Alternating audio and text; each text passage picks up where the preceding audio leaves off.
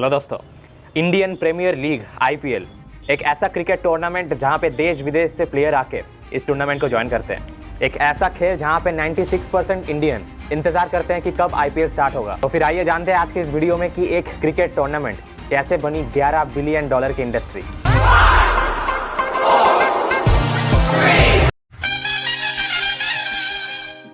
इतिहास की बात करें तो 2008 में पहली बार इस चीज को अनाउंस किया गया।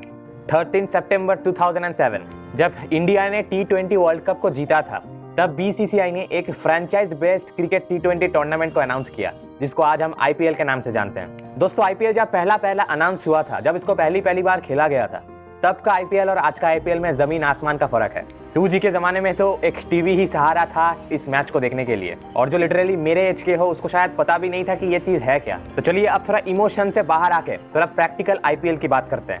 भारत, इंडिया, एक चाइना से भी ओवर पॉपुलेटेड देश में 46% इलिटरेसी रेट, 15% जॉबलेस रेट और आजादी के 75 साल कंप्लीट होने के बावजूद इंडिया अपना नाम ग्लोबल हंगर इंडेक्स में शामिल करके रखी है। इंडिया का तो डार्क साइड अनगिनत है, लेकिन क्या आपको पता है टॉप रिचेस्ट पर्सन में आने वाले अडानी अंबानी वो हमारे देश के सिटीजन हैं।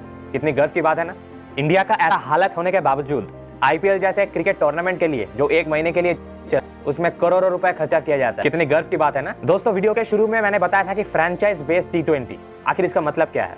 इस चीज को समझने से पहले आपको फ्रेंचाइजी को समझना पड़ेगा। अगर बिजनेस में फ्रेंचाइजी का बात कर रहे हैं तो चलिए इधर मैकडोनल्ड्स को ही लाते हैं। मान लीजिए आपके पास एक आपका बर्गर का आउटलेट है और आप उस बर्गर के आउटलेट को मैकडोनल्ड्स के साइड में खोलते हो, तो लोग कहेंगे कि भाई मैं इसके दुकान में क्यों जाऊं, जहां पे बर्गर का महाराजा आउटलेट यहाँ पे मौजूद है, तो मैं इस दुकान में क्यों जाऊं। लेकिन अगर आप मैकडोनल्ड्स का नाम लेके एक दुकान खोलते हो तो आपके पास लोग भर भर के आएंगे, लेकिन तो ये बिना परमिशन के नहीं कर सकते। उसके लिए आपको मैकडोनल्ड्स के पास जानी पड़ेगी। मैकडोनल्ड्स कहता है कि आप हमारे नाम पे एक आउटलेट खोल सकते हैं, लेकिन आपको उसके लिए एक एग्रीमेंट साइन करनी पड़ेगी। उस एग्रीमेंट में पहला ही तो ये होता है कि आपको मैकडोनल्ड्स को एक लमसम अमाउंट पे करनी पड़ेगी उनका नाम यूज करने के लिए। नंबर 2, आपको मैकडोनल्ड्स को पर मंथ या फिर पर ईयर की सेल्स पर रॉयल्टी देनी पड़ेगी। तो कुछ ऐसे काम करता है फ्रेंचाइजी। अब आप सोच रहे होंगे कि आईपीएल तो एक स्पोर्ट है, इसमें बिजनेस कहां से आ गया। बिजनेस है, और आईपीएल बनी ही इसीलिए है ताकि एक सोर्स ऑफ इनकम बन सके बीसीसीआई के लिए, ताकि वो लोग पैसा कमा पाए। और इस बिजनेस में शामिल है हमारे गवर्नमेंट, बॉलीवुड, बड़े बड़े इंडस्ट्रियलिस्ट और करोड़ों रुपए। दोस्तों, सबसे पहले आईपीएल की बिजनेस मॉडल को समझते हैं। कोई भी टीम जब आईपीएल की विनर होती है उसको 20 करोड़ की इनाम दिया जाता है, 20 करोड़। लेकिन ये तो हम टीवी पे देखते हैं। ये तो हो गई समुद्र की एक बूंद पानी। जब आप समुद्र के गहराई में जाएंगे तो आपकी होश उड़ना जायज है। दोस्तों, ये जो 20 करोड़ का इनाम है ना, ये आईपीएल के लिए कोई मायने ही नहीं रखता है। जी हाँ, ये 20 करोड़ कोई मायने ही नहीं रखता है। 2023 में आप टीम्स की वैल्यूएशन पे नजर डालें तो सबसे लोएस्ट वैल्यूएशन वाली टीम आती है गुजरात टाइटंस। वैल्यूएशन है $850 मिलियन। करे तो होती है 69 बिलियन 736 मिलियन 215,950। दोस्तों, ये सबसे कम वैल्यूएशन वाली टीम है। वहीं पे सबसे बड़ी वैल्यूएशन वाली टीम अगर कोई है तो वो है मुंबई इंडियंस, जिसका वैल्यूएशन है $1.3 बिलियन। और इस करोड़पतियों का बिजनेस में से किसी भी टीम का शेयर अगर आपको खरीदनी है, अगर आपके पास पैसा है तो आप खरीद सकते हैं। फॉर एग्जांपल LIC के पास शेयर मौजूद है CSK का। टीम्स और कंपनीज का बात हो गई और कंपनीज के ओनर के बारे में नहीं जानेंगे, तो आइए जानते हैं इस कंपनी का ओनर कौन है। जैसे हमारे KKR यानी कोलकाता नाइट राइडर्स के ओनर है शाहरुख खान और जूही चावला। मुंबई इंडियंस का ओनर है रिलायंस इंडस्ट्री, हमारे प्यारे मुकेश अंबानी जी। पंजाब किंग्स के ओनर है प्रीति जिंटा। कितनी अजीब बात है ना, एक अंडर डेवलप्ड देश में दुनिया के सबसे महंगा T20 टूर्नामेंट खेला जा रहा है। दोस्तों, ये बिजनेस मॉडल जहां पे एक टीम बिकती है 7,000 करोड़ रुपए में। दोस्तों, क्या आपको पता है आईपीएल की शेयर खरीदने के लिए लाखों लोग लाइन में खड़े होते हैं। कौन है ये लोग, कहां से आते हैं? तो आईपीएल की 60% रेवेन्यू आती है ब्रॉडकास्टिंग से। दोस्तों, आप जहां पे आईपीएल को देखते हो यानी स्टार हो गया, सोनी हो गया, ये ब्रॉडकास्टर्स बीसीसीआई को पैसे पे करते हैं। जैसे हमें पहले सोनी में आईपीएल देखने को मिलती थी। 2011 से 2017 तक 8,200 करोड़ बीसीसीआई को पेमेंट किया गया सोनी की तरफ से ब्रॉडकास्टिंग राइट को खरीदने के लिए। तब से लेकर आज तक की स्टार स्पोर्ट्स नेटवर्क ने 16,370 करोड़ से सेम राइट को खरीदा, और आने वाले समय में यही नंबर बहुत ज्यादा बढ़ने वाले हैं। दोस्तों, पूरा आईपीएल बीसीसीआई के द्वारा एस्टैब्लिश किया जाता है। तो आपको लग रहा होगा कि ये पूरा पैसा बीसीसीआई लेता है, तो आप गलत हो। बात कर मेरे को जानता। जो पैसा बीसीसीआई कमाता है वही पैसा इक्वली टीम्स में भी डिवाइड होती है। जितना पैसा बीसीसीआई को ब्रॉडकास्टिंग से मिलती है उतना ही इक्वल पैसा टीम्स को भी मिलती है। एक टीम को प्राइज मनी से ज्यादा एक्सपोजर की जरूरत होती है, यानी टॉप 4 टीम्स को ज्यादा से ज्यादा मैचेस मिलती है, और आप जितने दिन मैचेस में टिके रहोगे उतना ही ज्यादा आपको पैसे मिलेगी। जितना दिन तक वो इस टूर्नामेंट में बचे रहेंगे उतना ही पैसा उनको ब्रॉडकास्टिंग से मिलेगी। आपने हर एक प्लेयर, हर एक टीम की प्लेयर के ऊपर भर भर के एड्स देखे होंगे, राइट?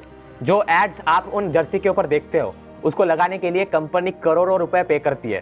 जो कंपनी उस टीम का मेन स्पॉन्सर होती है, यानी जिस कंपनी का लोगो जर्सी के एकदम बीच में होती है, वो कंपनी 100 करोड़ पे करती है। सेम जब उसी कंपनी का एड टीवी में चलती है जिसमें बड़े बड़े प्लेयर्स उन एड में अपने कंपनी को प्रमोट करने में लगे होते हैं, उस रेवेन्यू में से 80% टीम को और 20% बीसीसीआई को जाता है। ऐसे ही टाटा ने 670 करोड़ रुपीस पे किया आईपीएल को स्पॉन्सर करने के लिए। अब जिस मैच को आप टिकट खरीद के देखने जाते हैं उससे करीब 5 करोड़ से भी ज्यादा टीम्स और स्टेडियम कमाती है। अब आप ये तो जानते ही होंगे कि कोई इंसान अगर इंडिया में बिजनेस करता है या लाखों रुपए की सैलरी है उसकी, उसको टैक्स पे करनी होती है। अब आप ये सोचते होंगे कि बीसीसीआई तो इतना पैसा कमा रहा है, बीसीसीआई को शायद बहुत बड़ी रकम की टैक्स पे करनी होती है। अगर आप ये सोच रहे हैं तो आप बहुत बड़े गलती कर रहे हैं। बीसीसीआई 1 रुपए भी टैक्स पे नहीं करता। जी हाँ, 1 रुपए भी नहीं। बीसीसीआई एक चैरिटेबल ऑर्गेनाइजेशन है।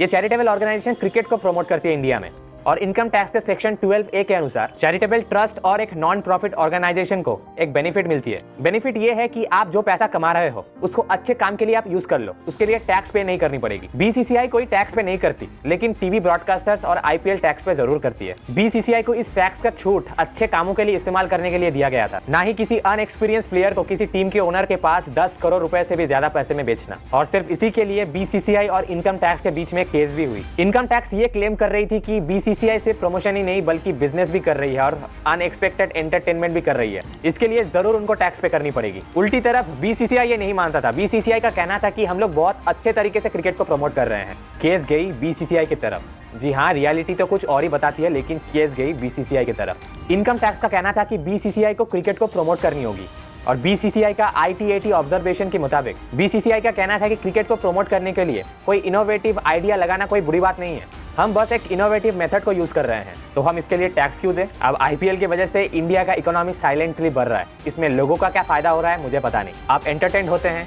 आप मैच को देखते हैं, वो लोग पैसे कमाते हैं। स्पोर्ट्स कोई बिजनेस नहीं है। अगर आप 83 मूवी देखे होंगे, दिखाया गया है कि क्रिकेट बस लोग हॉबी के लिए खेलते थे। लोग ऑफिस से या फिर स्कूल से लौटने के बाद क्रिकेट को बस मजे के लिए खेलते थे।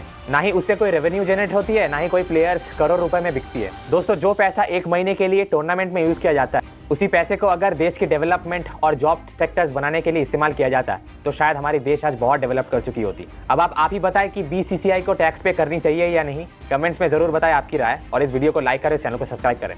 धन्यवाद।